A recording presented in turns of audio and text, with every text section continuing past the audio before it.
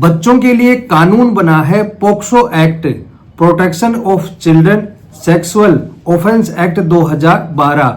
यह देखा जा रहा है कि इस कानून के आने के बाद भी इस कानून का गलत उपयोग हो रहा है। जिस प्रकार से 498 के कानून का मिसयूज किया जा रहा है, उसी प्रकार से जो पोक्सो एक्ट है उसका भी मिसयूज किया जा रहा है। लेकिन कई मामलों में जो मामला सही पाया जाता है उनमें आरोपियों को सही सजा दी गई है। लेकिन कई मामले ऐसे होते हैं जिनमें जो नाबालिग लड़की होती है वह अपने घर वालों के दबाव में आकर गलत बयान दे देती है, उसके साथ कुछ भी नहीं होता है और वह लड़के को भी फंसा देती है। और कई बार ऐसा भी होता है कि पड़ोसी से किसी बात को लेकर झगड़ा हो जाता है या किसी बात को लेकर रंजिश चल रही है और घर में कोई नाबालिग बच्ची है, उसे मोहरा बनाकर या उसे इस्तेमाल करते हुए उस पर यौन शोषण का आरोप लगाते हुए, यानी कि जो आरोपी व्यक्ति है जिससे दुश्मनी है उससे बदला लेने के लिए उस पर झूठा आरोप लगा दिया जाता है और उसके खिलाफ पोक्सो और 376 के तहत एफआईआर दर्ज करवा दी जाती है।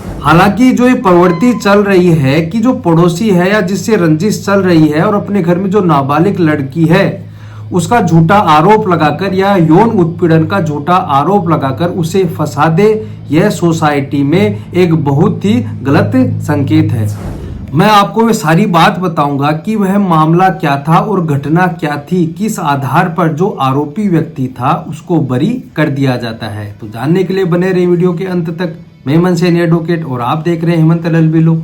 वीडियो अच्छा लगा तो प्लीज इसे लाइक करें। अगर आप चाहते हैं कि ऐसे इंटरेस्टिंग वीडियो मैं आपके लिए लाता रहूं तो प्लीज चैनल को सब्सक्राइब जरूर से कर लें। अब मैं आपको यह बता दूं कि मामला क्या था और किस आधार पर यह आरोप लगाया गया था। एक महिला के द्वारा यह आरोप लगाते हुए एफआईआर दर्ज करवाई जाती है कि जो मेरी नाबालिग लड़की थी वह समाज के नजदीक ही कोई मंदिर था समाज का, वहां पर खेलने के लिए गई हुई थी और वहां के जो सामुदायिक हॉल था वहां पर किसी व्यक्ति के द्वारा उसके साथ यौन उत्पीड़न किया गया है। और यह आरोप लगाते हुए पोक्सो एक्ट और भारतीय दंड संहिता के तहत एफआईआर दर्ज करवा दी जाती है।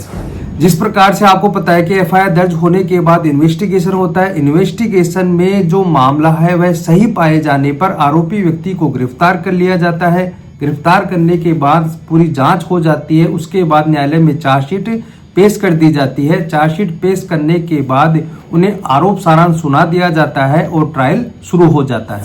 अब जो पोक्सो कोर्ट है जिसे हम ट्रायल कोर्ट भी कहते हैं, उस कोर्ट के द्वारा आरोपी व्यक्ति को सजा सुना दी जाती है, यानी कन्विक्शन कर दिया जाता है। और इस सजा आदेश के खिलाफ जो आरोपी व्यक्ति थे वह जाते हैं मुंबई हाई कोर्ट के पास और मुंबई हाई कोर्ट में एक क्रिमिनल अपील दाखिल की जाती है। जो मामला था वह था Manohar Rao Jawanjal versus state of Maharashtra. Criminal appeal number है 185/2021। अब आप ध्यान से सुनना कि जो लड़की की माँ थी, जो नाबालिग लड़की की माँ थी, वह अपनी एफआईआर में यह लिखवाती है कि जब मैं सामुदायिक हॉल में गई तब मेरी बेटी वहां पर खेल रही थी। साथ ही साथ जो पीड़िता थी, जो नाबालिग लड़की थी, उससे क्रॉस एग्जामिनेशन यानी जिरह होती है तब उसके द्वारा यह कहा जाता है कि मेरे साथ ऐसी कोई भी घटना कारित नहीं हुई है। और उसके द्वारा यह भी कहा जाता है कि मेरी माँ ने यह कहा था कि अगर इस प्रकार के सवाल पूछे जाते हैं तो इस प्रकार से आपको जवाब देने हैं। ये बातें मेरी माँ ने समझाई थी।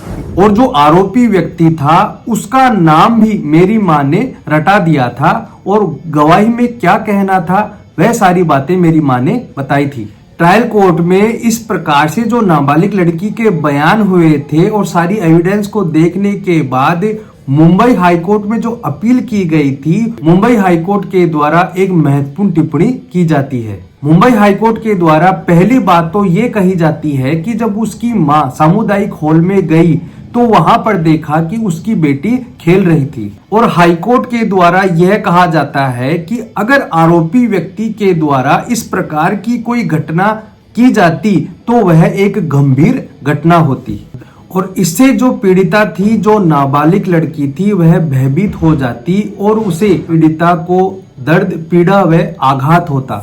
मुंबई हाईकोर्ट के द्वारा जो जजमेंट दिया गया था वह 14 अगस्त 2024 को दिया गया था। मुंबई हाईकोर्ट के द्वारा यह कहा जाता है कि इस प्रकार के निंदनीय कृत्य होने के बाद सामान्य परिस्थितियों में घटना स्थल से भागकर बेटी अपनी मां के घर पर आती और अपनी मां को ये सारी बातें बताती। और आगे टिप्पणी करते हुए यह कहा जाता है कि नाबालिग लड़की के साथ अगर इस प्रकार की कोई घटना होती तो वह सामान्य व्यवहार नहीं करती। और यह भी कहा जाता है कि जो नाबालिग लड़की है उसे धमकी देने की कोई भी गवाही या कोई भी ऐसा सबूत सामने नहीं आया है। तो कोर्ट के द्वारा यह कहा जाता है कि पीड़िता को इस प्रकार की कोई भी धमकी नहीं दी जाती है कि अगर किसी को बताया तो तुझे जान से मार देंगे या तेरे घर वालों को जान से मार देंगे, इस प्रकार की गवाही कोर्ट के सामने नहीं आई। बेंच के द्वारा यह कहा गया है कि यह सच है कि सामान्य परिस्थितियों में ऐसी घटना में मां किसी बालिका को शामिल नहीं करेगी, लेकिन मेरे विचार में घटना के वास्तविक घटना के बारे में अदालत को संतुष्ट करने के लिए रिकॉर्ड पर ठोस सबूत होने चाहिए। कोर्ट ने यह भी माना कि मां ऐसी घटना में अपनी बेटी को शामिल नहीं करेगी, लेकिन कोर्ट को ठोस सबूत चाहिए। तो इस प्रकार से मुंबई हाईकोर्ट के द्वारा बचाव पक्ष की तरफ से जो दलील की गई थी और यह कहा कि उसे इस मामले में इसलिए फंसाया जा रहा है क्योंकि जो नाबालिग लड़की थी उसके पिता को आरोपी व्यक्ति ने थप्पड़ मारा था और तभी से रंजिश हो गई थी, बदला लेने की भावना हो गई थी, यह बचाव पक्ष का कहना था। मुंबई हाईकोर्ट के द्वारा जो बचाव पक्ष था उसकी बात को मान लिया और फाइनली कोर्ट के द्वारा यह कहा जाता है कि अभियोजन पक्ष की ओर से जो सबूत और एविडेंस पेश किए गए थे वह विश्वसनीय और भरोसेमंद नहीं थे। उचित संदेह से परे अभियुक्त के अपराध को साबित करने के लिए सबूत पर्याप्त नहीं है।